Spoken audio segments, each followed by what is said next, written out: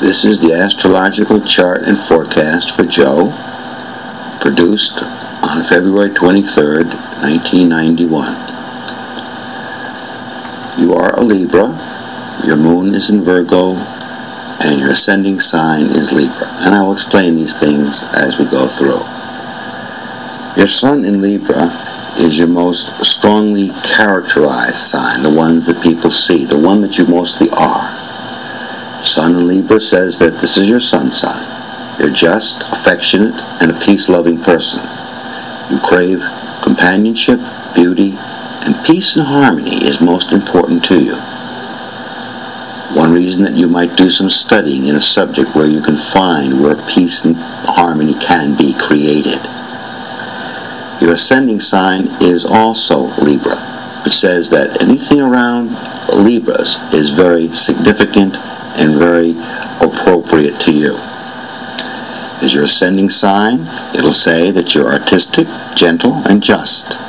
You need peace and harmony, and you attract a female companion who is a take-charge type of person. This is very important to you, that she can take care of herself, and she likes to take charge of. Some of the things that are very well known about Libra personalities is they are the romantic of the zodiac. You see things in almost like an orchestra. You hear the whole thing playing. Sometimes people ask you what time it might be, and you'll look at your watch and tell them how to make a watch. You're very good in communications, and once you start talking, you never stop. You might have someone once in a while say, "Joe, what's the point?" Because talking and communicating is a very important fact of you. As a Libra person, peace and harmony and justice are very important to you. You have to be a little careful about being critical because you're tremendously aware of what's going on, and sometimes people see your criticism as just criticism, when in fact what you're trying to do is get peace and harmony in their life and what they're doing. So it's not what you say to people, it's really how you say things to people that will turn out to be helpful or offensive, depending on how you say it, because you are tremendously aware. You can walk into a room and know exactly where things should be, or you will have a wonderful dinner and say to yourself, this would be better if. You're always trying to improve things, make things better, and that peace and harmony is very important to you. You crave companionship, most Libras do, but you have to be careful of the friends you choose. Libras have been known to go along with too much flattery. In other words, what other people say and what other people think are most important to you, and sometimes you wind up with the wrong kind of people. As an example, it would not be unusual for you to pick the prettiest looking girl to want to go out with, which is nothing wrong with that. But then again, you'll get stuck with prettiest looking rather than someone who will fulfill some more important needs of your life that you say, maybe I can convert her to do it. So it's being careful of that. You look at people sometimes on the surface, the car they drive, the clothes they wear, how they present themselves, looking at the surface, not the soul. You are a perfect manager. You're great with this. Both your sun sign and your ascending sign in Libra says that you like to manage people. When and if you ever do get married, it won't be love, honor, and obey. To you it will be, I will choose someone to love, honor, and manage. And you like that kind of stuff, and you're good at that. You are a type of person who is great at communicating, great at talking. People sometimes even come to you for advice because you like to see things through. The only trouble when you give advice is you could see both sides of an issue and a third and a fourth side of an issue that might not have even come up yet, and you could, again, give too much information on something like that. When you write a paper or you write a letter, sometimes it's good for you to go, because you're so well organized this way and you say so much, it might be hard for you to write a one-page report where you could write a three-page report magnificently. Learning to concise everything you say and do would be very good.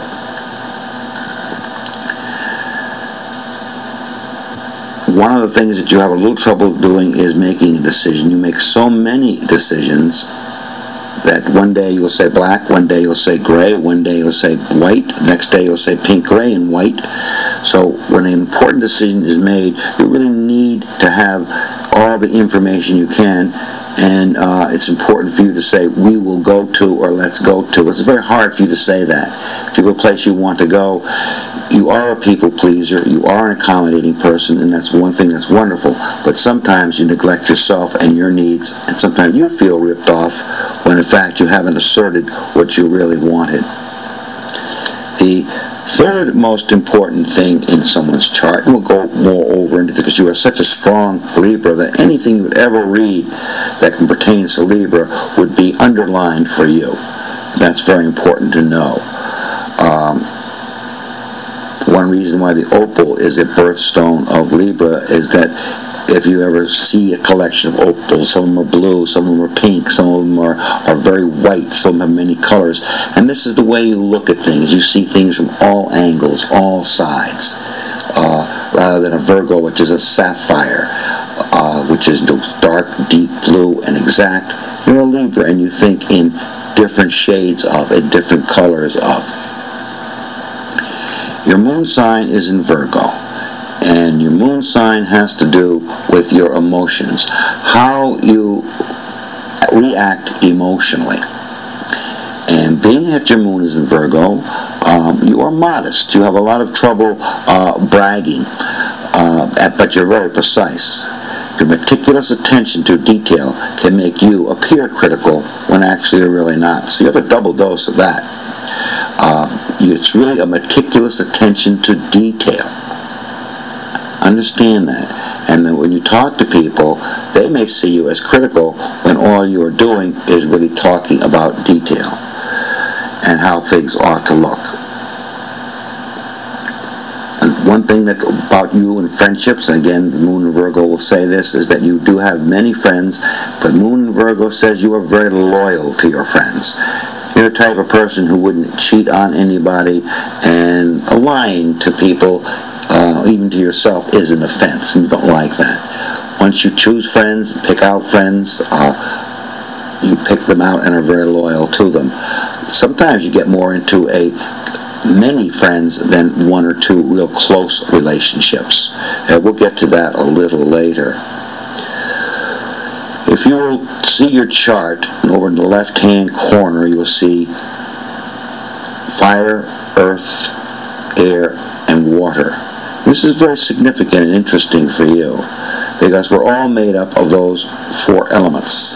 If you look at yours has 6 of air, which says that you do a lot of thinking, a lot of researching, a lot of digging into. When someone says, "Hi, I'm having a nice day," you really look at them and wonder 6 different reasons why they could be having a nice day, or you look into them and know that they're not really having a nice day, but just saying they are. One of the problems that you have sometimes in making a decision is that you do so much thinking and analyzing, sometimes agonizing over something, will stop you from doing the things you necessarily do because the opportunity may pass. As an example, who should I take out? Should I take out this one, or this one? And by the time you finished analyzing and giving each one a critique, the weekend is all over. So you have to be careful about thinking is good. Thinking makes you cautious. Thinking makes you intelligent. Thinking makes you see things through. But you also have to act, and this is something you've got to do. It sort of rhymes, but it also makes sense. And you have 6 parts of the 10 right in air. So that's one thing you don't have trouble doing is thinking.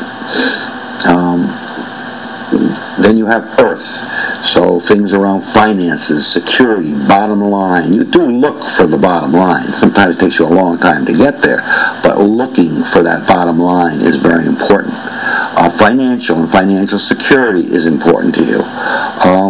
You have to have a good balance with that because part of you wants that financial security, part of you wants that balance, but another part of you is too busy thinking about how to get there, and you may never get there.